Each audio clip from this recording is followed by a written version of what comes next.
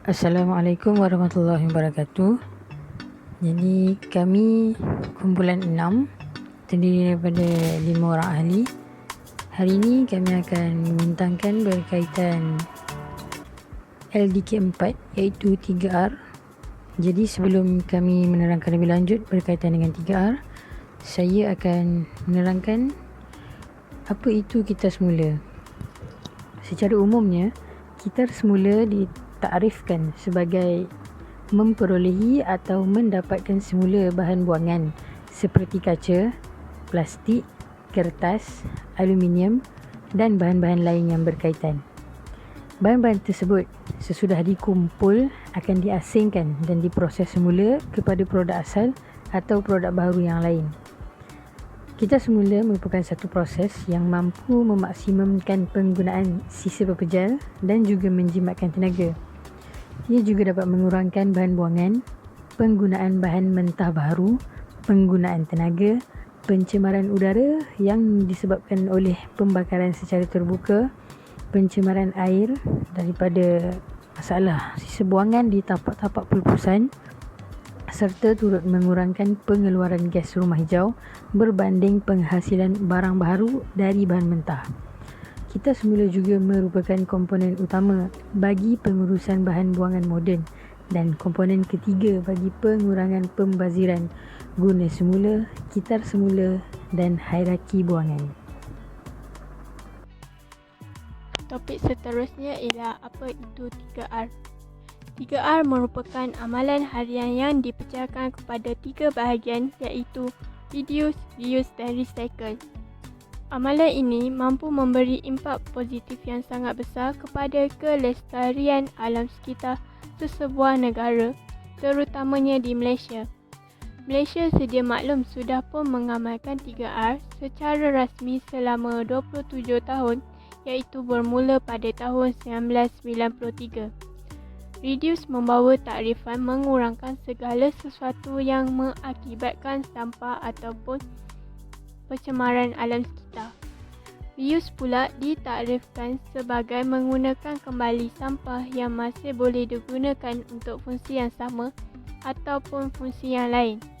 Recycle pula memberi maksud mengolah kembali sampah menjadi barang atau produk yang baru dan bermanfaat. Sebagai contoh, jumlah minyak adalah terhad di mana daripadanya kita boleh buat plastik dan biji aluminium untuk buat tin minuman. Dengan mengamalkan 3R, kita dapat jimatkan sumber-sumber terbatas pada masa hadapan, di samping dapat kurangkan jumlah pembaziran. Amalan ini berkehendak masyarakat untuk mengasingkan sampah sarap dan hasil sisa buangan mengikut kategori di mana 3 tong sampah berlainan warna telah pun disertakan label pada setiap satu mengikut ketetapan dan panduan dari 3R. Tong biru adalah untuk kertas, tong coklat adalah untuk kaca, manakala tong oranye adalah untuk tin, aluminium dan lain-lain lagi. Hai, selamat sejahtera semua. Nama saya Navin. Hari ini saya akan bentangkan tentang reduce iaitu pengurangan.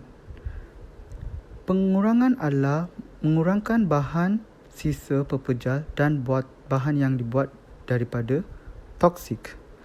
Okey, saya akan menerangkan macam mana mengurangkan jumlah pembaziran. Pertama, mengurangkan pembelian tidak perlu. Jangan beli barang yang jarang diguna. Beli barang buatan tempatan. Sebabnya membeli barang buatan tempatan, dia mengamalkan 3R. Kedua, beli produk yang boleh diguna semula seperti botol kaca dan bateri yang boleh dicas semula. Ketiga, mengurangkan pembelian pelbagai jenis pencuci untuk setiap penggunaan. Keempat, jangan simpan, membuang atau membakar barang yang tidak digunakan seperti kertas, rubber dan plastik.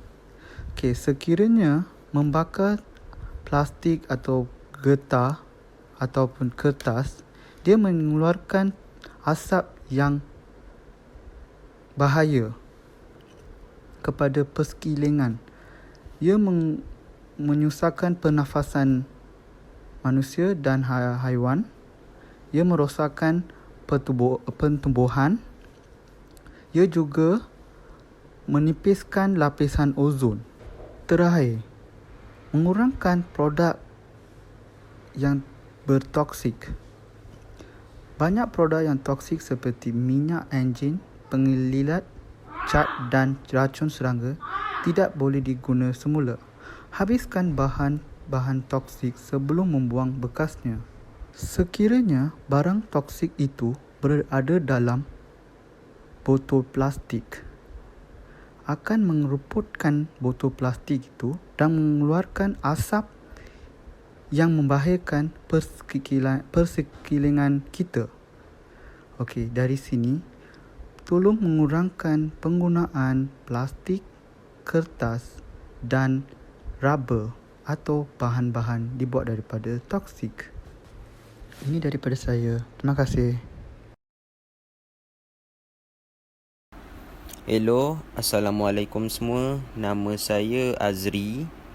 Jadi saya akan membentangkan mengenai reuse. Reuse bermaksud guna semula. Ia merujuk kepada penggunaan semula barang berulang kali. Dan dengan berbuat demikian, penjanaan sisa dan pembuangan dapat dikurangkan. Sebagai contoh, beg-beg yang digunakan semula untuk membeli belah boleh digunakan untuk menyimpan barang di rumah. Sebagai contoh, beg-beg yang kita dah tak pakai, kita pakai balik untuk beli barang-barang dapur lah, macam ikan ke. So dia macam beg plastik yang biasa dekat ada Tesco semua tu, dia berkurang macam beg tu. So kita boleh pakai dia tu untuk beli barang-barang dapur dengan menyimpan barang di rumah. Tak kisahlah nak simpan apa dalam beg tu. Okey, yang kedua, sampul surat. So sampul surat ni boleh digunakan semula dengan meletakkan alamat baru di atas alamat lama. So ia juga boleh digunakan sebagai kertas scrap. So kita just tampal je balik alamat baru dekat atas alamat lama. Yang ketiga adalah bekas-bekas plastik. Bekas-bekas plastik ini boleh digunakan untuk menyimpan barangan di rumah. So kita boleh simpanlah kunyit ke, garam ke, gula ke dalam bekas plastik tersebut dan boleh diletakkan di atas almari. Okey, yang keempat adalah kertas dan cardboard. Okey, ia boleh digunakan untuk melapik dan menyimpan barang di rumah. Kertas ini juga boleh jadikan kertas conteng. Jadi, sekiranya kita ingin melapik barang, contoh barang-barang seperti besi kan. So kalau kita letak atas lantai, ia akan calarkan lantai. So kita boleh letakkan kertas ataupun cardboard. So better letak cardboard lah untuk yang macam barang-barang besi macam tu. Okey, dan kita juga boleh gunakan sebagai kertas conteng. Tak kisahlah kita nak conteng ke, kita nak bagi anak-anak kita conteng ke apa, kita boleh pakai. Okey, yang kelima adalah baju-baju lama. So baju-baju lama ni boleh dijadikan boleh dijadikan sebagai alas cushion dan atau alas meja atau kain buruk. So tidak membazirlah baju-baju lama ni, kita boleh pakai balik baju-baju lama ni semua. Kita boleh manfaatkan balik baju-baju lama. Okey, yang keenam adalah kayu-kayu lama. So kayu-kayu lama ni kita boleh jadikan sebagai kraft tangan. So jangan kita bakar kayu-kayu ni, sebab kalau kita bakar ia akan jadi pembakaran terbuka. Pembakaran terbuka ni salah di sisi undang-undang.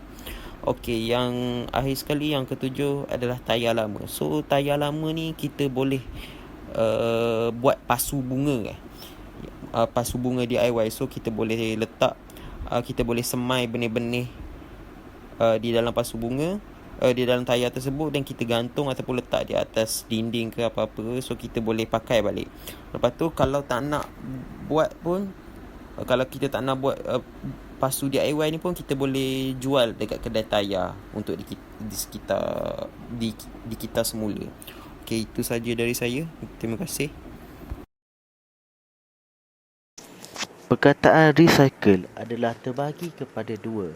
Re merujuk kepada untuk melakukan sekali lagi dan cycle merujuk kepada pusingan.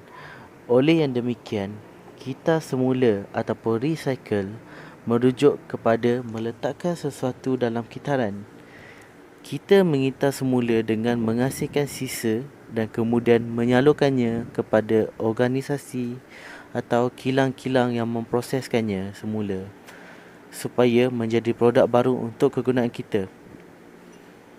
Kita semula dapat mengurangkan bahan buangan, mengurangkan penggunaan bahan mentah baru, membangun penggunaan tenaga, mengurangkan pencemaran udara dari pembakaran dan pencemaran air dari tapak pelupusan dan mengurangkan pengurangan gas rumah hijau berbanding penghasilan najis baru dari bahan mentah. Simbol antarabangsa untuk kita semula adalah Mobius loop, sebuah bulatan khas untuk mencadangkan satu kitaran yang berterusan. Bahan boleh dikitar semula termasuk kepada kebanyakan jenis kaca, kertas, logam, plastik, tekstil dan elektronik. Jadi berikut merupakan contoh bahan-bahan yang boleh dikitar semula, iaitu botol, kotak, tayar terpakai, kertas dan macam-macam lagi. Jadi yang terakhir merupakan contoh barangan kita semula yang sudah berjaya disiapkan, iaitu bekas alat tulis diperbuat daripada kotak dan pasu diperbuat daripada botol plastik. Sekian sahaja daripada kami, kumpulan 6 bagi tajuk 3R. Terima kasih.